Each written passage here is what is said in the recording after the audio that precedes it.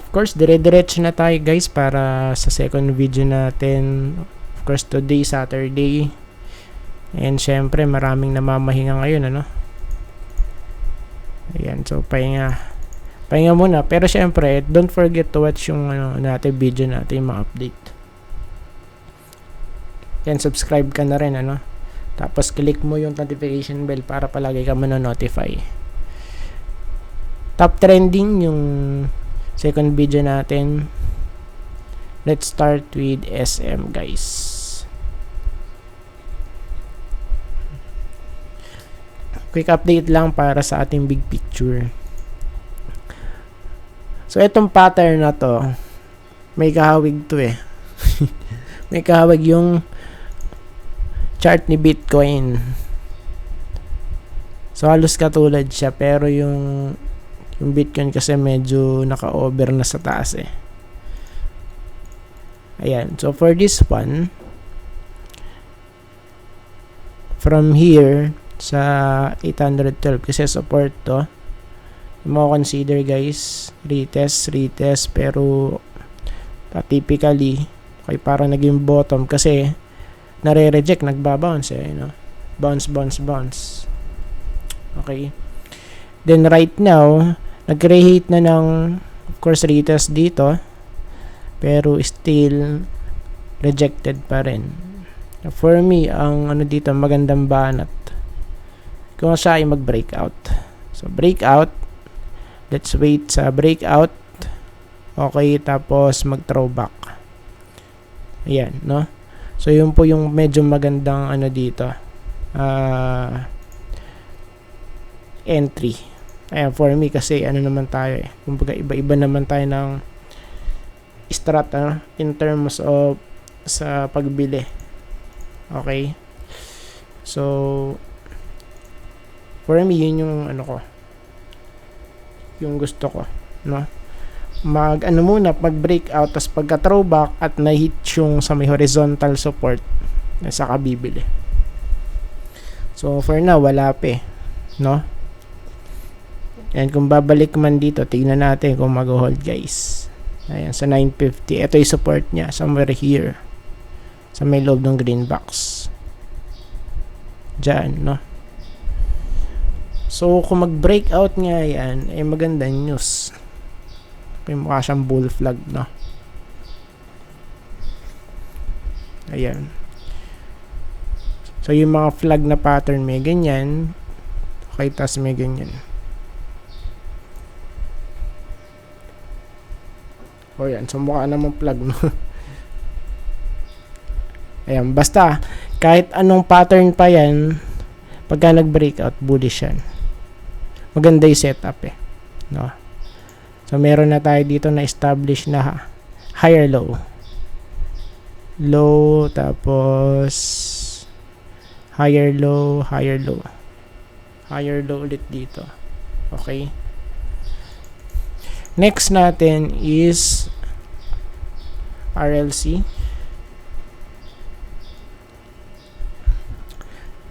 Channel yung itsura ni SM, di ba?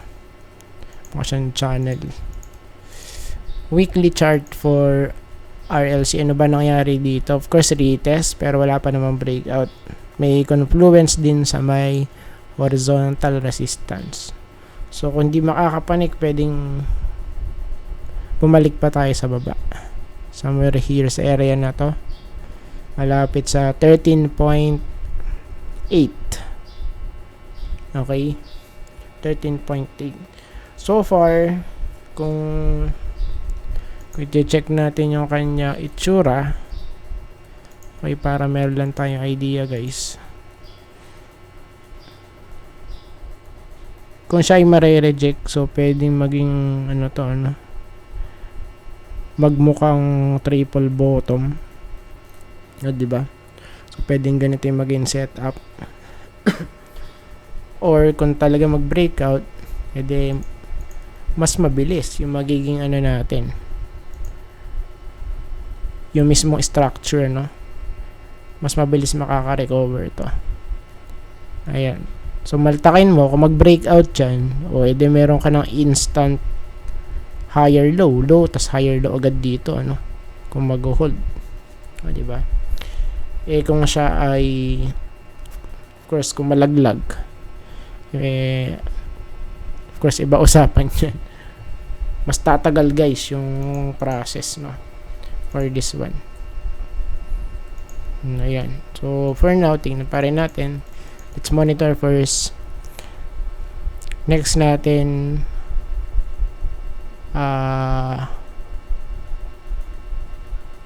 RLC SPNEC. Hinahanap ko kung ano yung list. Ayan.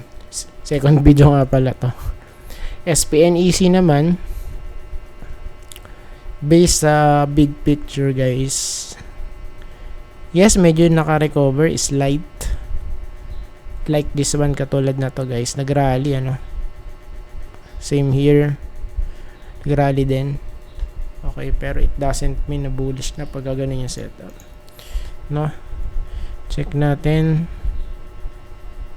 Yan, kasi base dito, ala pa naman talagang ano eh. Ayan, ah. So, yes, pwede mag-retest. Yes. 1. Okay, kung magrarally man to, okay, pwede makapanig hanggang dito, guys. 1.3 para ma-hit yung trend line, no? Mas magiging bullish to kasi kung mag-breakout na dito sa may trend line na yan. Mahihirapan eh, no? Okay, from here, ano ba to? 2024 July, tapos nagrally 53%. Medyo, kumbaga, maliit ko i-compare natin sa iba. Of course, not bad naman, ano, since medyo nagrally. Then after that, ayun na, nabusan na. Then balik dito, ano, sa 1.2. Ayan.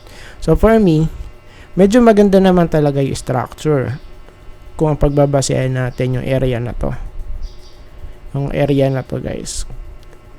Okay, kasi medyo na-establish na yung kanyang bottom rito eh. No? But the problem is, eto. Ayan.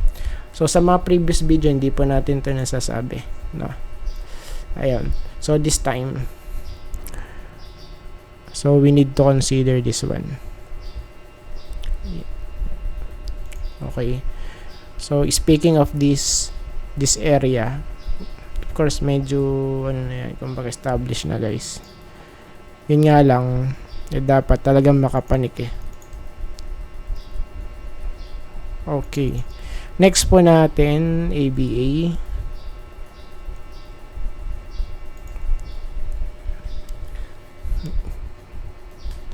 ABA, para namang, ano to eh, meme coin eh.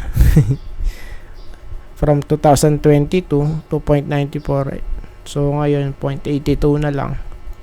Tapos, retest pa ngayon sa major resistance. It's very evident naman from the chart, no? From the chart itself, ayun, no? Retest to. At kung mag-breakout, of course, much better. And kasi dito, once na ma-reject yan, it's either mag-hold dito sa area na to, 0.74, or malaglag sa baba. Ayan, so pwedeng ganyan eh. So pag na-reject, retest, or kung malaglag, of course mag-retest ulit yan. Pag mahina, bagsak. No? So sa ngayon, for me, bearish to. Why? Because yun nga yung setup natin. Okay. Lower highs and lower lows. Ayan na. Lower lows yan, guys. So it means bearish, pa downtrend eh, no? So unless na lang kung medyo makapanik, medyo gaganda yung chart, no?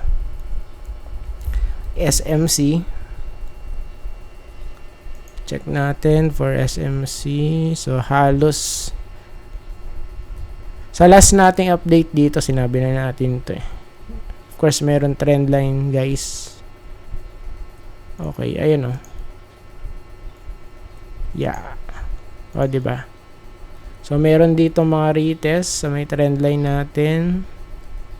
Multiple ano yan, years. Then, yung last, etong anong October lang to, guys. Eh. Pagka zoom natin yan, in order for us to see, ano? Ay, okay. Ayun oh. So, medyo tatingin ko, ano dito yan eh. Medyo bababad ng konti. Okay, tapos tingnan natin kung mag-hold, no? Since ano kasi, ano to? 2008.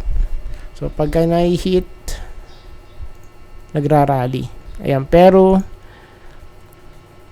merong exemption noong 2015. Of course, nalaglag pero naka-recover agad.